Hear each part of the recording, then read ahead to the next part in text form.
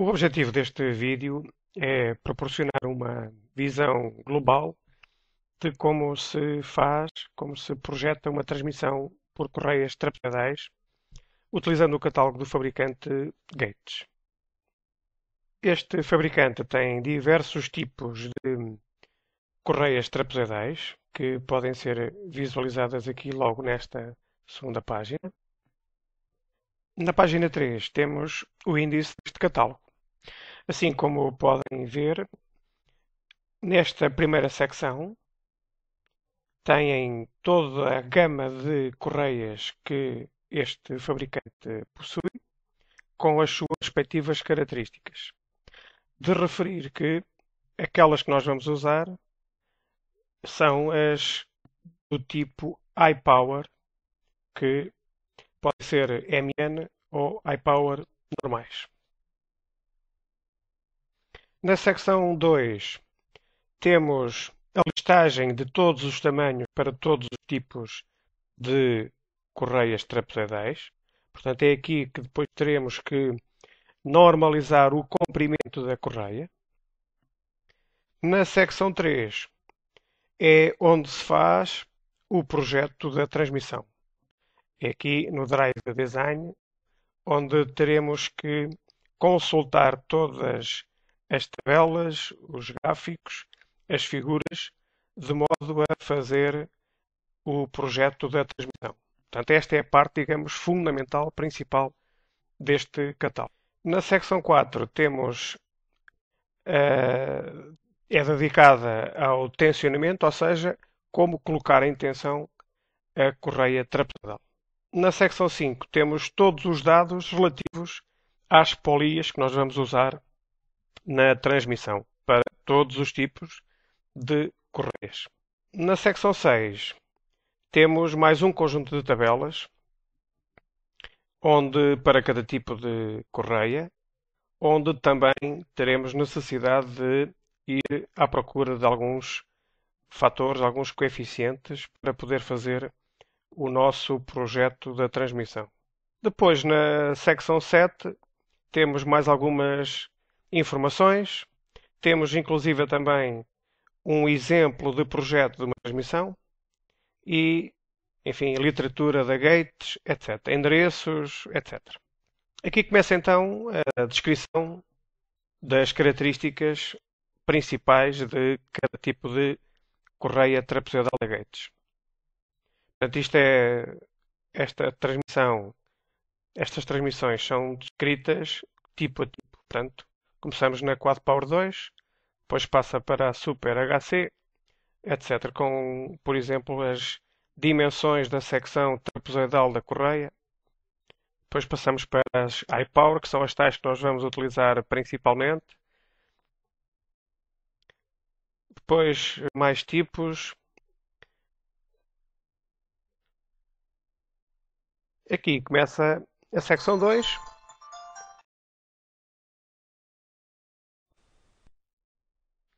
Esta é a secção 3, onde vamos fazer o projeto propriamente dito da correia trapezoidal. Assim, para que nós possamos fazer esse projeto, necessitamos de 4 requisitos: da potência que pretendemos na transmissão, do número de rotações do órgão motor e do órgão movido e também do entre-eixo aproximado da transmissão. A seguir, só temos que seguir todos os passos que vão sendo apresentados no catálogo. Passo 1 até ao final.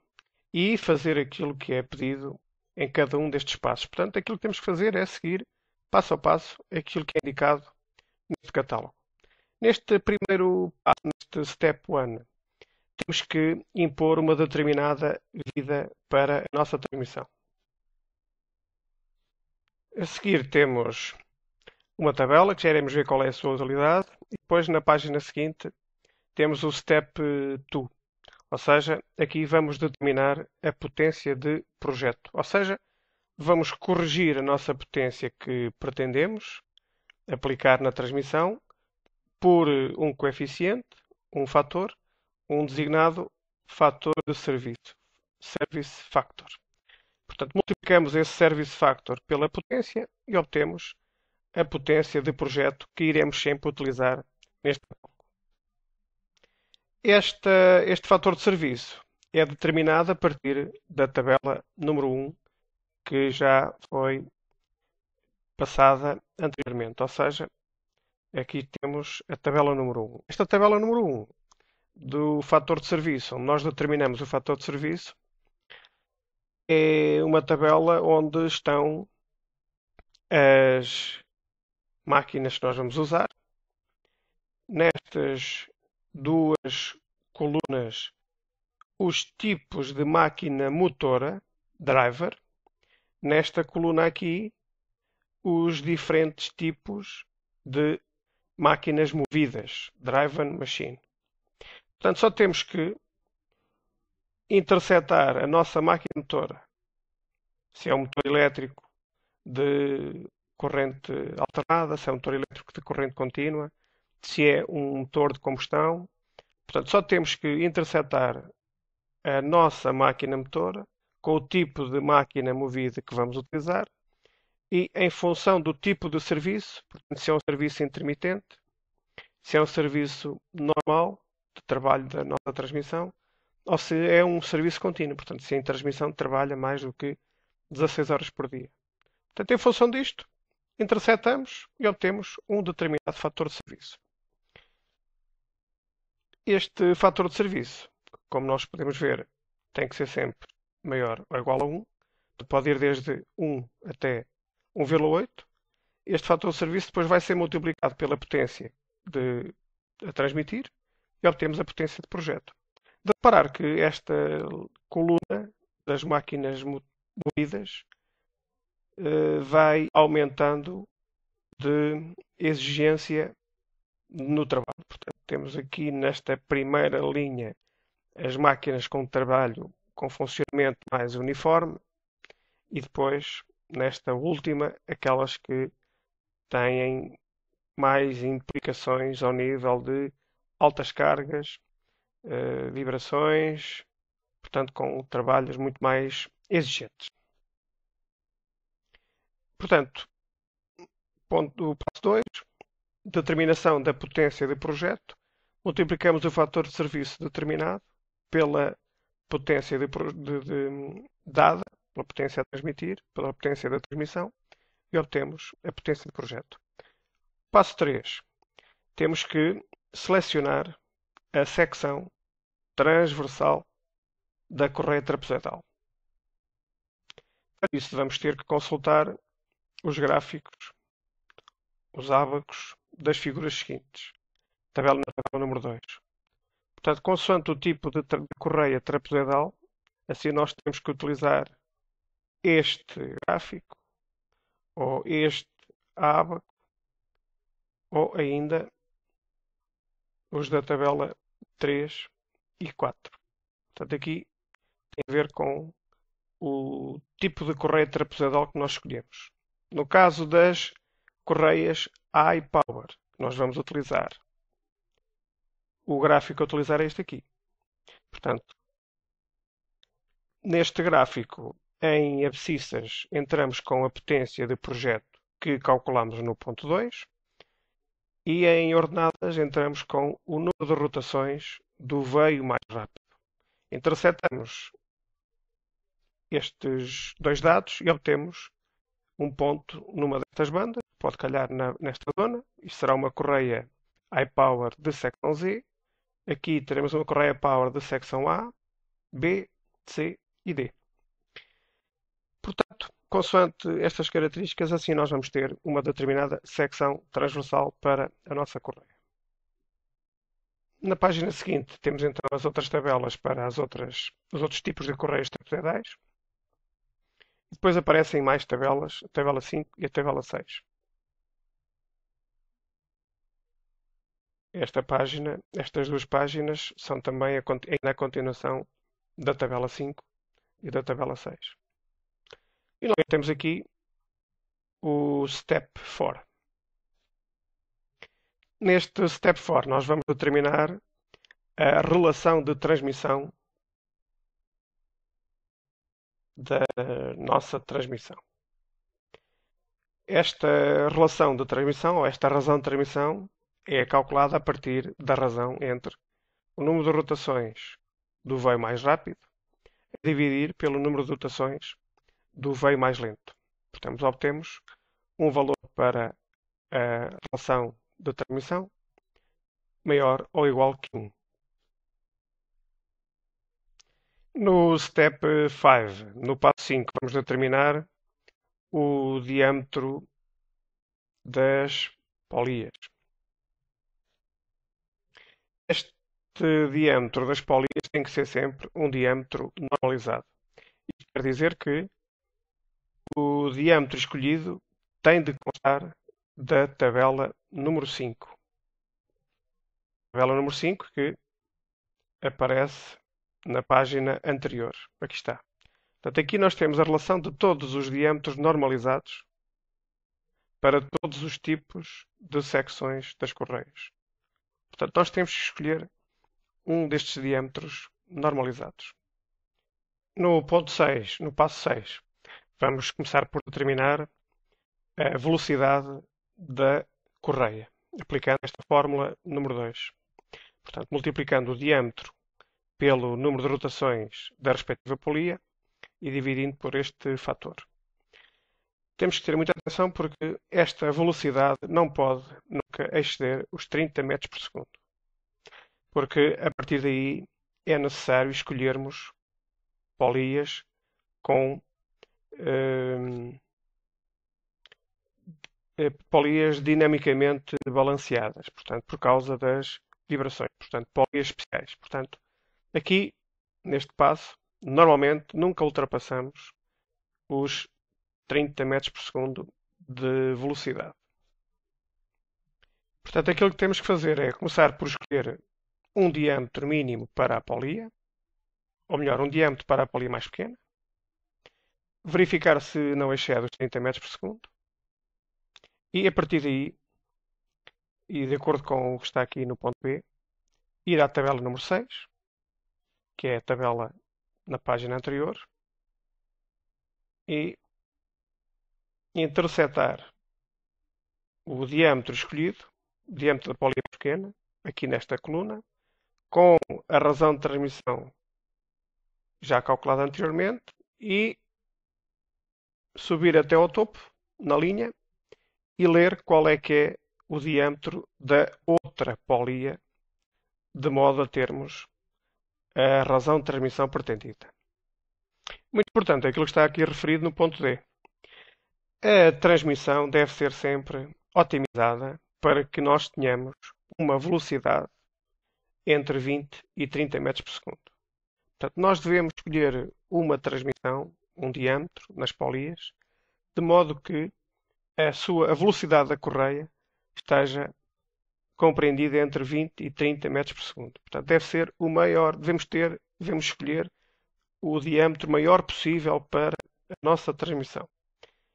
Esta maior velocidade origina melhores potências a transmitir e, por conseguinte, se nós conseguimos transmitir mais potência, significa que temos que usar menos correias e, portanto, o resultado final vai ser uma transmissão com um menor número de correias.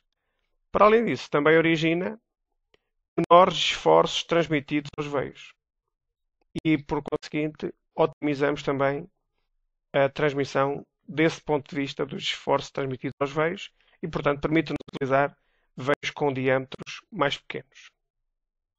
Step 7, passo 7. Seleção do entre-eixo e comprimento da correia. Aqui neste passo, vamos começar por determinar ou calcular um entre-eixo aproximado. Se o entre-eixo já tiver sido dado, portanto, se nós soubermos qual é que é o valor do entre-eixo, podemos usar esse valor. Se não soubermos, se não fizermos ideia qual será o entre-eixo a utilizar, podemos calculá-lo a partir desta forma número 3, ou ainda utilizando a polia, o diâmetro da polia maior. A partir do momento em que temos definido o entre-eixo aproximado, podemos calcular a partir da fórmula número 4 o comprimento aproximado da correia, a partir desta equação. Depois temos que ir normalizar este comprimento da correia. Isto é feito a partir das páginas 10 a 22, onde está a listagem de todos os comprimentos das correias e escolher o mais próximo, o valor mais próximo daquele determinado pela fórmula 4. A partir daí, a partir do momento em que temos definido o comprimento normalizado da correia, podemos agora calcular o entre-eixo exato da transmissão a partir desta fórmula número 5. Ou seja, o A é igual a este conjunto de fatores que são determinados aqui a partir destas instruções e desta tabela número 9.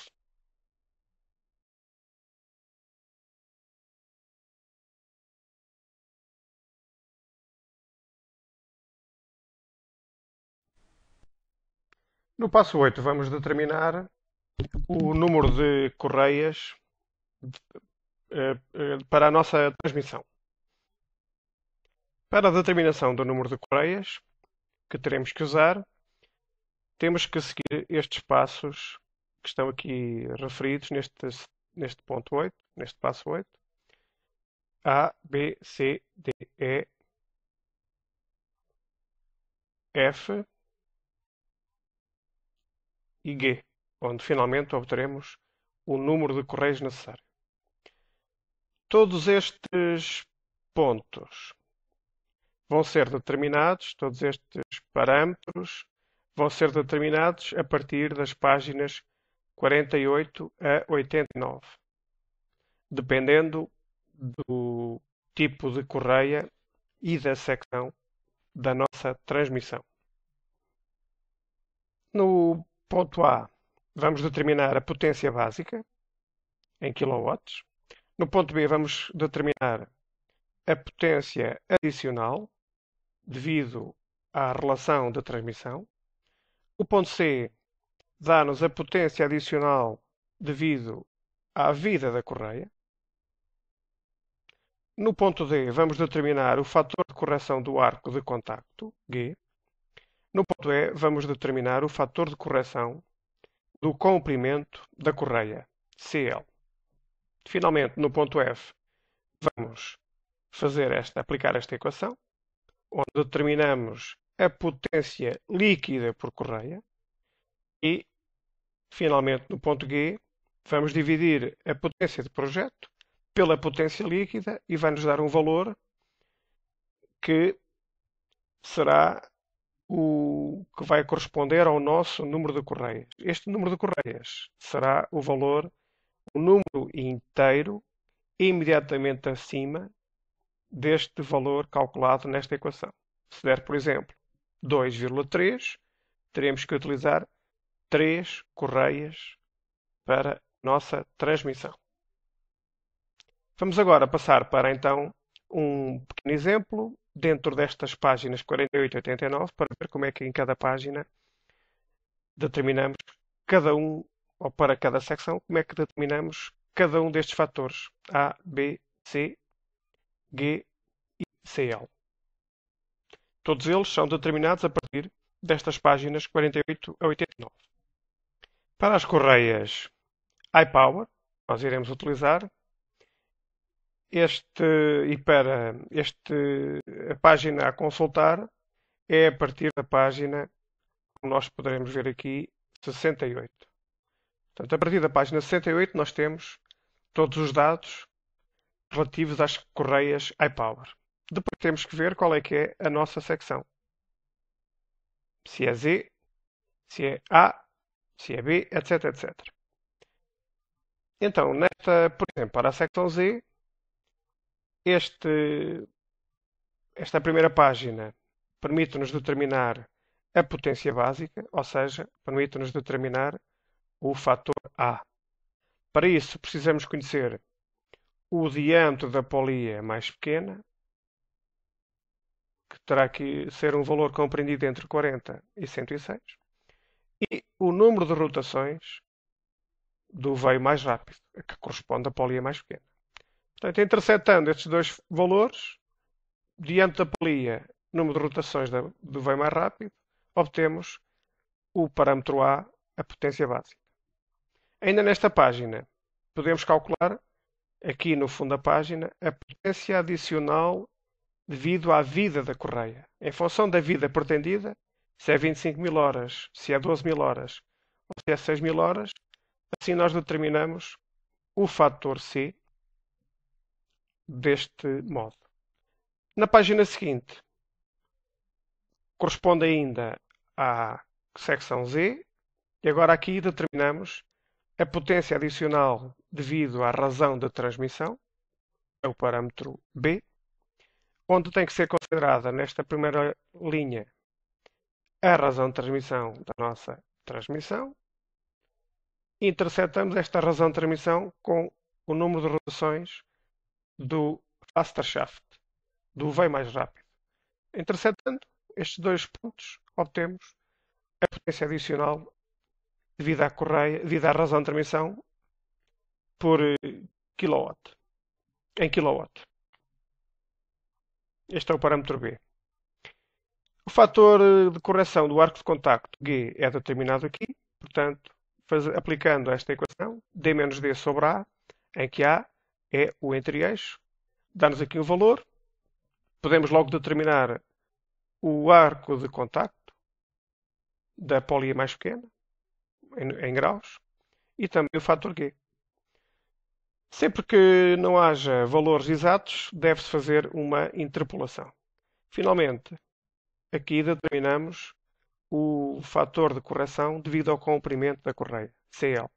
Portanto, em função da nossa correia normalizada, neste caso uma secção Z, terá uma determinada referência e vamos à procura do respectivo valor de CL. E, portanto, aqui nesta página determinamos A, B, C, G e CL. E, portanto, aplicamos depois esta equação e determinamos o número de correias necessário para a nossa transmissão. E assim termina o ponto 8, step 8. Vamos passar agora para o 9. Vamos voltar à página anterior onde nós estávamos antes de virmos para aqui. Portanto, este é o passo 8, o step 8. Calculamos o número de correias. Depois passamos para o ponto 9, passo 9. Ou seja, determinação das tolerâncias de instalação, tolerância mínima de instalação ou tolerância para a pretensão. Ou seja, quais é que são os valores que nós temos que fazer deslocar uma das polias para montar a correia, porque a correia é uma correia sem fim. Portanto, temos que deslocar o entre-eixo para a esquerda para montar a correia e depois temos que o deslocar para a direita para aplicar a tensão necessária para o funcionamento correto, devido ao atrito, da transmissão.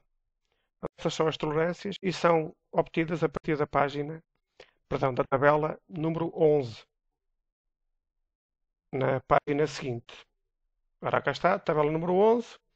Em função do comprimento da correia, em função da secção da correia, determinamos a tolerância mínima de instalação, desde aqui até aqui, e nesta última coluna determinamos a tolerância mínima para a pré-tensão, para tensionar a correia.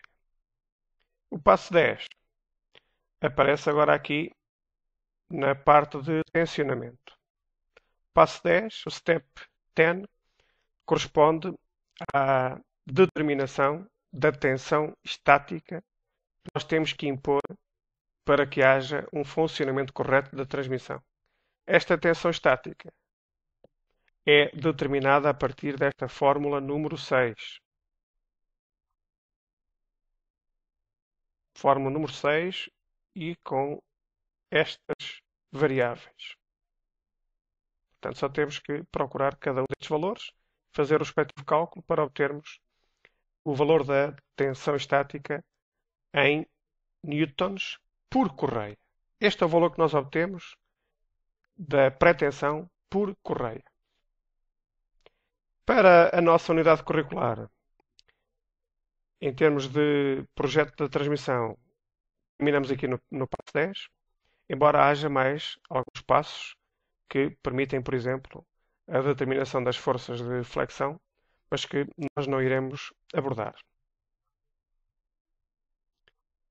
Também existe ainda o passo 12, nós também não iremos abordar. Finalmente, vamos passar para outra parte que nós temos de usar, que é a relativa às polias. Portanto, nós já temos a seleção, o projeto da transmissão efetuado, sabemos qual é a secção da correia, sabemos qual é que é o entre-eixo, sabemos qual é que é o seu comprimento, sabemos quantas correias temos que usar. Agora só falta saber, sabemos qual é que é o diâmetro das polias, só falta saber qual é que é a largura que terá que ter as polias. Essa largura é calculada a partir aqui desta figura. Portanto, em função do número de correias que nós tenhamos, temos que aplicar, usar estes coeficientes E e F, que são dados a partir das tabelas, a partir da tabela número 15. Para o caso das iPower, é na tabela número 18 que nós vamos procurar o valor de E e de F, em função da secção da nossa correia.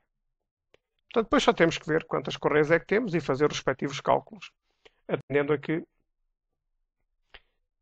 o E é a distância entre estes gornos e o F é a distância desde a extremidade até ao meio do gorno onde vai ser colocada a correia. Na página 90 podemos seguir aqui um exemplo de um projeto de uma transmissão por correia utilizando o catálogo Gates. Portanto, os valores que são dados e o respectivo projeto passo a passo. Portanto, step 1, step 2, step 3, step 4, etc, etc. Aqui continua ainda. Aqui temos, na parte final já do catálogo, temos alguns dados que podem ser importantes. Depois algumas aplicações da Gates, alguma literatura também a ser consultada, endereços, etc. E aqui um esquema dos passos a seguir e das respectivas páginas onde poderão ser obtidos os dados para fazer uma transmissão por correia trapezoidal da Gates. E aqui temos a última página do catálogo.